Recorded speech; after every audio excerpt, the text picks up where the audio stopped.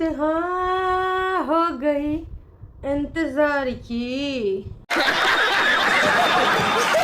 आई ना कुछ खबर छोटी की बहन। मगर क्यों? तो हे एवरीवन, एक बार फिर से आप सभी का स्वागत है।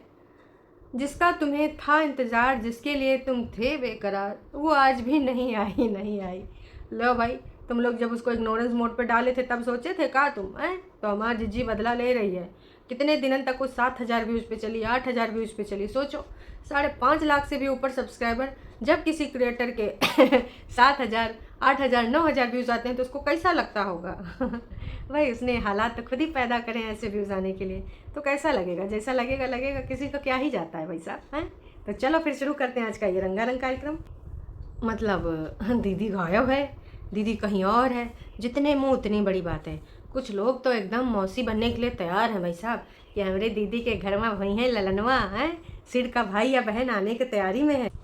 वैसे दोस्तों देखो, अगर हम बात करें दीदी के हिसाब से, तो दीदी के हिसाब से भी सिड का भाई बहन आने की तैयारी में है। क्यों? क्योंकि सिड का भाई बहन का दीदी तैयारी कर रही हैं, दवाई ववाई खा रहे हैं, फॉलिक एसिड वगैरह और तमाम मल्टीविटामिन और भी तमाम तरह के चीज़ें। और दीदी ने वो सारे पत्ते दिखाए भी हैं, जानबूझ के दिखाए हैं कि तुम लोग सच हो। वैसे सब लोग ऐसी चीज़ें करते हैं आराम से कि भैया हम इसके बारे में ज़्यादा वार्तालाप नहीं करेंगे, ज़्यादा बात नहीं करेंगे। का पता जी कहाँ किसका कब का चल रहा हो, कौन सी चीज़ को कब बुरी बन जाए हमारे लिए, इसलिए ऐसी चीज़ों को ना आराम से करते हैं। लेकिन हमारी दीदी तो जैसे कुंभावासी हैं, दवाई से कंटेंट बनाते हैं। कुछ लोग प्रेगनेंसी जो है अपना जैसे 4-5 महीना हो जाता है तो आके ओपन कर देते हैं, तब से कंटेंट बनाते हैं। लेकिन कुंभावासी तो कुंभावासी, कंटेंट की देखो भारी कमी है इनके पास। तो ये काम करते हैं, ये काम करते हैं दवाई से, कि देखो अभी हम मल्टीविटामिन खा रहे हैं, अभी हम फॉलिक एसिड खा रहे हैं, अभी हम ना गायनी के पास जा रहे हैं, है ना। जब होगा तब होगा प्रेगनेंसी। अब कितनी बार में ट्राई करेंगे, कितनी बार में होगी प्रेगनेंसी, ये तो वक्त ही बताएगा। समझे ना तुम इस चीज़ को? उम्मीद करते हैं बिल्कुल समझे होगे, हैं? तो भैया चलो फिर आज का ये रंगारंग कार्यक्रम शुरू करें। सबसे पहले आज हम झूठी अंका को प्रमुखता देंगे, क्योंकि हमारे झूठी अंका जीजी को हमने बहुत इग्नोरेंस मोड पे डाला है और हमको सेल्फ रियलाइजेशन हुआ है कि इतना भी हम किसी से नफरत ना ही कर सकते हैं। एक्चुअल में हम किसी से नफरत नहीं करते हैं, बस विचारों का मतभेद है।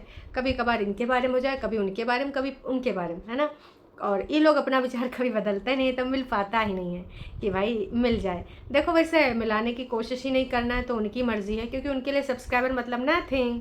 उनका सोचना ये है कि देखो हमारे 4-5 हज़ार का बॉडी शॉप, क्रीम आ जाए, लाली लिपस्टिक आ जाए, रूबी गू वगैरह आ जाए, उसके अलावा ज़्यादा कुछ चाहिए नहीं, क्योंकि ऑलरेडी इन्होंने इतना ज़्यादा इनकम जनरेट कर रखी है, तो उसी से जीवन यापन चलता रहेगा। अरे भाई साहब, ब्याज पे ही खाया करेंगे, उसी में ज़िंदगी जी आया करेंगे। हाँ, वो बात दूसरी है कि रोना धोना शुरू हो जाता है, हमारे पास पैसे नहीं हैं गाइस, हम पर्दे वापस कर देंगे, पर्दे तो हम ले नहीं पाएंगे। अम्मा जान, बेबी जान से हमने जो जो कपड़े मंगाए हैं वो हम पैकेट भी वापस कर देंगे, क्योंकि मैं हो चुकी हूँ गरीब अबला नारी, मेरे पास कुछ भी पैसा नहीं है, इसलिए मैं सोच समझ के अब शॉपिंग करूँगी।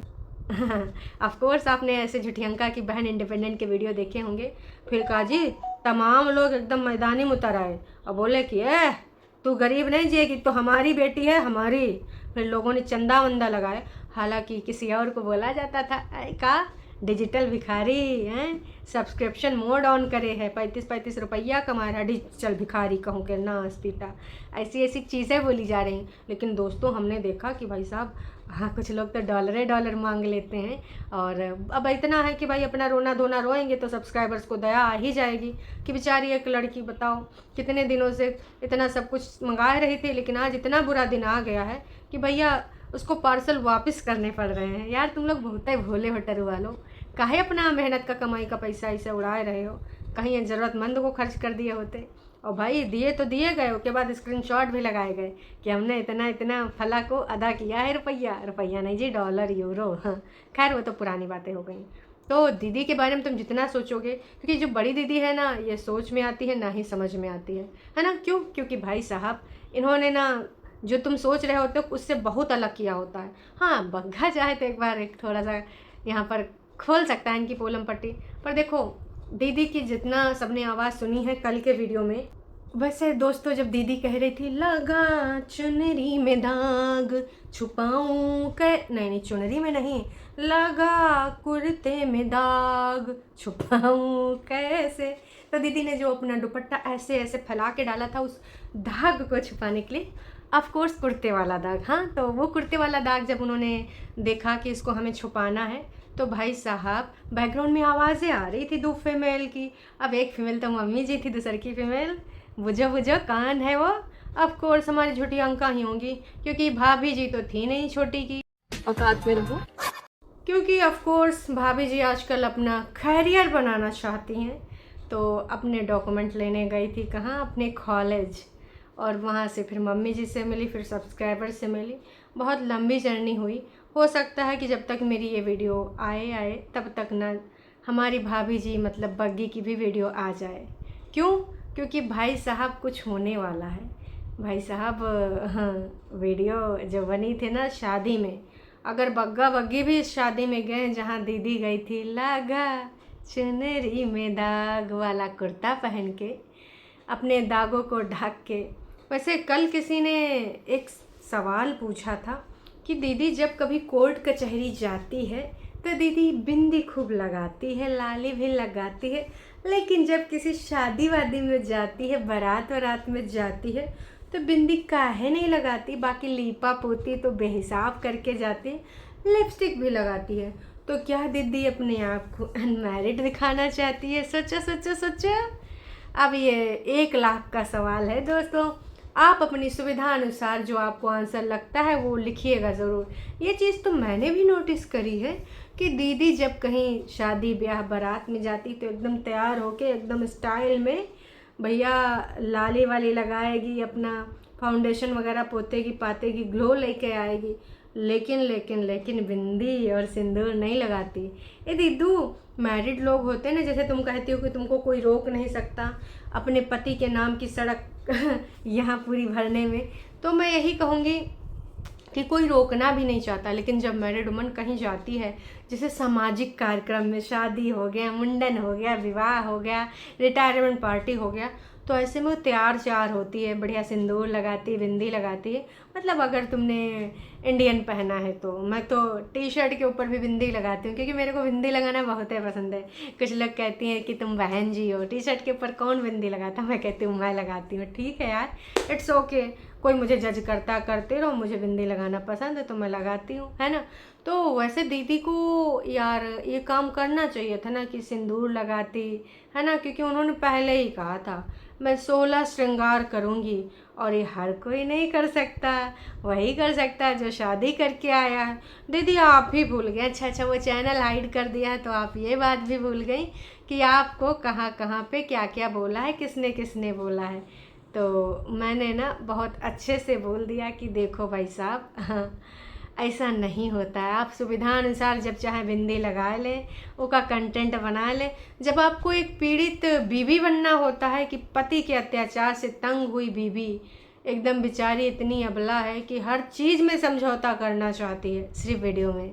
रियलिटी में आज तक उसने कभी भी कुछ सही करने की कोशिश नहीं करी है। मैं हमेशा की तरह आज फिर बोलूँगी कि अगर रियल में उसने सही करने की चीज़ें कोशिश करी होती तो आज कहानी कुछ और होती। ये नहीं होता जो दिखाया जा रहा है। तो भाई साहब सुविधा अनुसार आप बिंदी का यूज ना करें, सिंदूर का यूज ना करें। अब सामाजिक कार्यक्रम में, वैसे आप बोल रही थी कि आप सामाजिक प्राणी बनना चाहती हैं, हर जगह जाके अपनी जो भी है दिखाना चाहती हैं प्रेजेंस कि मैं हूँ, मैं सिड की मम्मी हूँ, और मैं अपनी ये जर्नी बहुत प्राउड के साथ और डिग्निटी के साथ अपने घर में रह रही हूँ। तो भाई सिंदूर इस बार बिंदी भी लगा लीजिएगा। देखिए ये ऑडियंस की डिमांड है भारी मात्रा में, इसलिए मैंने आपको बोल दिया कि सिर्फ त्रिया चरित्र करने के वक्त ये बिंदी ना लगाया करें। आप बोलती हैं ना कि बिंदी तो कोई भी लगा सकता है, और बिंदी को लोग क्यों इतना ज़्यादा ट्रोल करते हैं कि जब देखो बिंदी लगा के आ जाती है।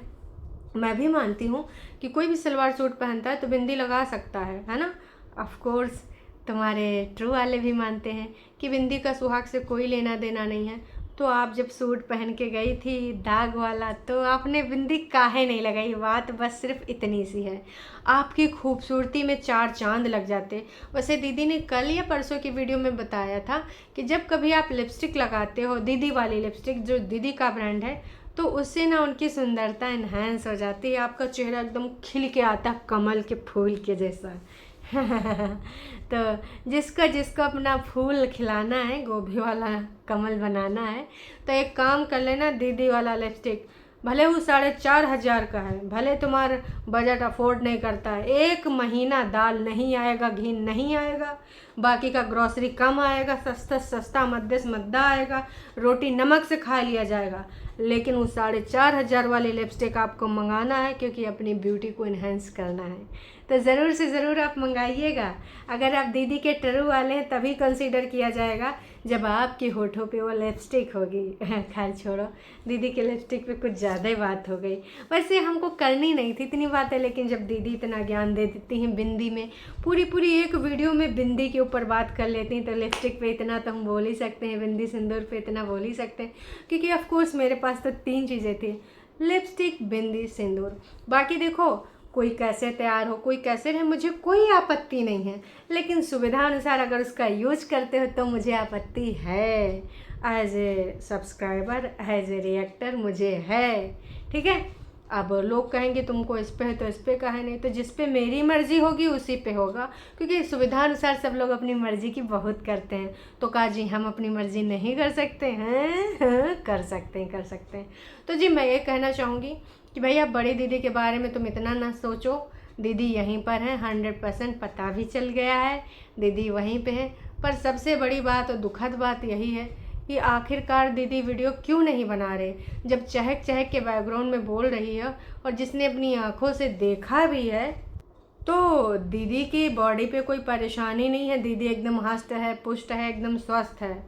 अब इसके पीछे का कहानी है, नोना जिज्जा से तो नहीं हाथापाई हो गई कुछ, क्योंकि नोना जिज्जा से हाथापाई हो सकती है दोस्तों कि बहुत हो गया, मैंने बहुत त्याग बलिदान करके वीडियो एडिटिंग करी, वीडियो डाली, अब तू कमाएगा, मैं खाऊंगी, मैं उड़ाऊंगी, मेरी तूने इज्जत नहीं करी, मेरी तूने वैल्यू नहीं करी।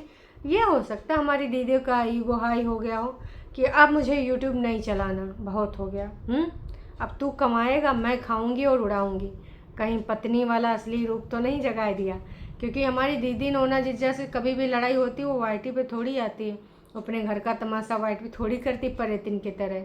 हाँ, परेतिन अपने घर की छोटी छोटी मगर मोटी बातें वाइटी पे लेके आई थी, वो तो आप सारे जान ही रहे हो। वैसे छोटी दीदी के लिए एक संदेश आया है दोस्तों, तो दीदी के नाम पे जो संदेश है ये दीदी तक पहुंचाना बेहद ज़रूरी है।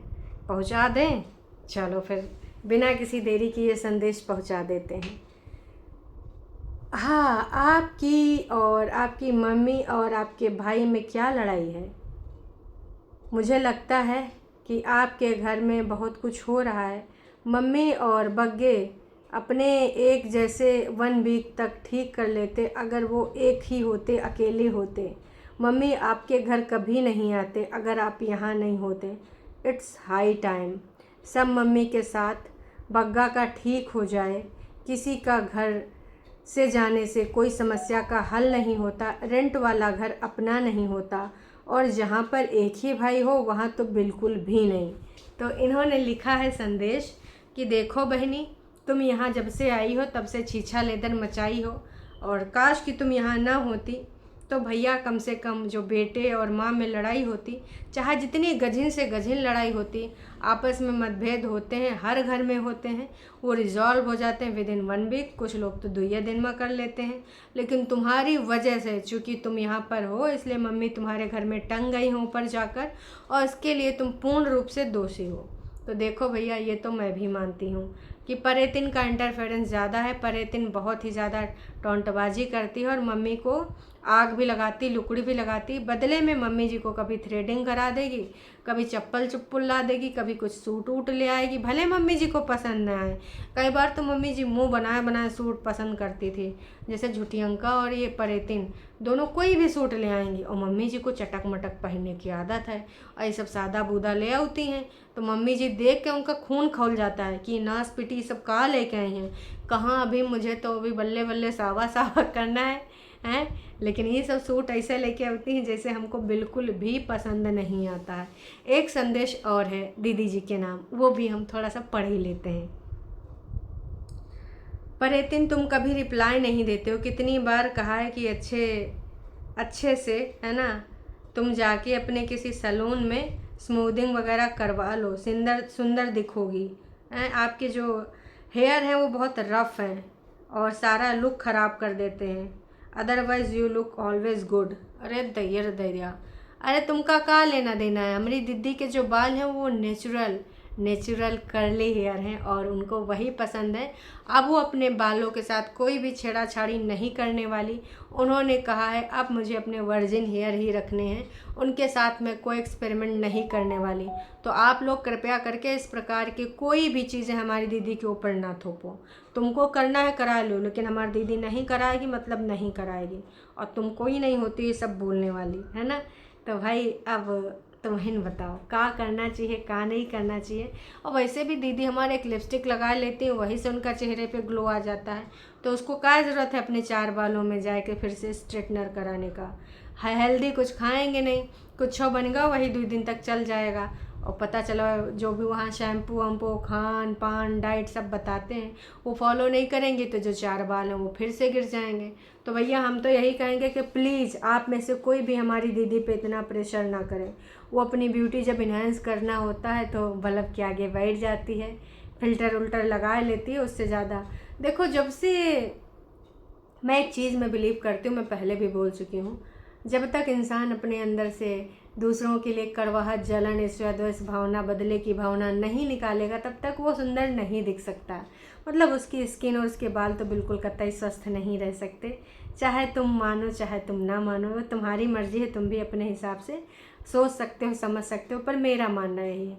और दीदी के अंदर चाहे वो जितना दिखाए कि आई एम सो हैप्पी, आपकी परेतिन वापस हो चुकी है, वो जो है वही रहेगा। और मैं आज भी इसी बात में बिलीव करती हूँ। ठीक है, आंटी जी को देखती हूँ तो ऐसा लगता है कि मेरी माँ होती तो बिल्कुल इनके जैसी होती हैं। तुम बहुत लकी हो कि तुम्हारे पास तुम्हारी माँ है। यस, लेकिन इन सबको माँ की सिर्फ एक चीज़ समझ में आती है कि माँ घर में झाड़ू पोछा लगाती रहे, माँ कोने से इधर उधर कोने में सफाई करती रहे, बर्तन धोती रहे, इनके लिए खाना बनाती रहे। कितने प्राउड के साथ कहती है मैंने ये करना है, मैंने वो करना है, मैंने दूध बना लिया उबाल लिया, मैंने चाय बना ली, मम्मी खाना बना रहे हैं। अरे शर्म नहीं आती? हट्टी कट्टी हैं, इतना मोटी ताजी हो, कोई बीमार हारी नहीं हो, तो मम्मी जी बना रहे हैं। 60+ हो चुकी हैं। अरे तुम सबको बनाना चाहिए, मम्मी को अलग अलग खिलाना चाहिए। मम्मी का जब संघर्ष वाला टाइम था, ठीक है, मम्मी जी खाना बनाती थी, तुमने सबके लिए अपना भी लंच बनाती थी, फिर ऑफिस जाती थी। तो अब तुम लोगों का टाइम आया है, तुम लोग थोड़ा सा हेल्प नहीं कर सकते हो? नाच पीटी जब देखो तब मम्मी बनाएंगी मम्मी बनाएंगी, इनको बिल्कुल भी शर्म नहीं आती है, क्या ही बताएं। हाँ, किसी ने एक कमेंट और लिखा है जो कि मैं पढ़ना चाहूँगी, बहुत ही मुझे अच्छा लगा कि भाई ऐसे ऐसे लोग रहते हैं। पराठे के ऊपर चर्चा कर रहे हैं कि दीदी के पराठे में उनको कितना का अच्छा लगा, कितने कितने सेकंड पे पराठे का लुक पसंद आया। मतलब कमाल है राजवीर जी, पराठे का इतना विस्तृत वर्णन आज तक हमने नहीं देखा। खैर ये दीदी के टरू वाले भक्त ही कर सकते हैं, पराठे की इतनी तारीफ। हाँ वैसे राजवीर जी अगर दीदी के चेहरे की और सूट की इतनी तारीफ कर देती तो दीदी ज़्यादा खुश हो जाती। डेली 1 kg 2 kg गालियां खाता हूं। किसी ने लिखा है भगवान के घर देर है पर अंधेर नहीं है। आपकी सिस्टर और आपकी माँ सारे के सारे बहुत अच्छे दिल के लोग हैं। ए हेलो, भाई को निकाल दिया, भाई क्या अच्छे दिल का नहीं है? हाँ बोलो बोलो, मुँह खोलो। अच्छा भाई अच्छे दिल का नहीं रहा। लो भाई साहब, ऐसे ऐसे लोग कैसे कैसे लोग रहते हैं। अच्छा भाई अब जोरू का गुलाम हो गया है ना, और अगर वो मुंह खोलेगा तो गंदा ही हो जाएगा। ये टरू वाले हैं भाई साहब, इनके तराजू थोड़ा दूसरे टाइप के होते हैं। तो आप लोग बहुत दिल के अच्छे हैं, वैसे जो बोलना नहीं चाहिए, लेकिन मैं आपके भाई का बाहर घर लेना गुड डिसीजन नहीं है। आपकी भाभी बहुत ही अच्छा भैया, तुम सारे मैच्योर हो, बाकी इमेच्योर है भाई साहब, ये तो बहुत गलत बात है। इन्होंने जो लिखा है हमको बिल्कुल अच्छा ना ही लगा। वो बड़ी दीदी और छोटी दीदी कितना मैच्योरिटी दिखाई है अभी तक आप सबने देखा है, खासकर मैंने तो बहुत अच्छे से देखा है। मैच्योरिटी के नाम पे ना दूसरों की उन्होंने बैंड बजाई है, दूसरों की यहाँ पर कैरेक्टर के बारे में बातें करी हैं। और हाँ, बुजुर्ग लोगों के बारे में कैसी राय है इनकी हमने देखा है। डिप्रेशन दूर करने की दवा भी देते हैं, ये डॉक्टरानी भी हैं। अपने सास का डिप्रेशन बहुत अच्छे से लाइफ में इन्होंने दूर करने की कोशिश करी थी। ये मैच्योर इंसान की निशानी होती है क्या जी? भक्तों हैं दूसरों को भक्त बोलते हो। खैर, मैं उनके ब्लॉग में आजकल नहीं जाती हूँ, ना ही देखती हूँ। आपको और आंटी जी को सैल्यूट। हाँ, सरहद पार लड़के आए हैं तो आंटी जी को तो सैल्यूट होगा ही होगा। काहे नहीं होगा भाई, बिल्कुल होगा, हम समझ सकते हैं। खैर चलो, अभी के लिए इतना ही। फिर मिलते हैं लाइव में और कोई अपडेट जल्द ही मैं आपको दूंगी, बस थोड़ा सा इंतज़ार करिए। हाँ, वो हमारी बड़ी दीदी के सीक्रेट के बारे में है। हाँ, वो भी कहाँ से मिला है, ऑफ कैमरा की हम बातें नहीं करते हैं। जी हाँ, कमेंट या वीडियो के बेसिस पे ही बात होगी। तो चलिए जी, अभी के लिए इतना ही। चैनल पे अगर तुम नए हो तो सब्सक्राइब भी कर सकते हो, पसंद आए तो लाइक भी कर सकते हो वीडियो को। Tata bye bye.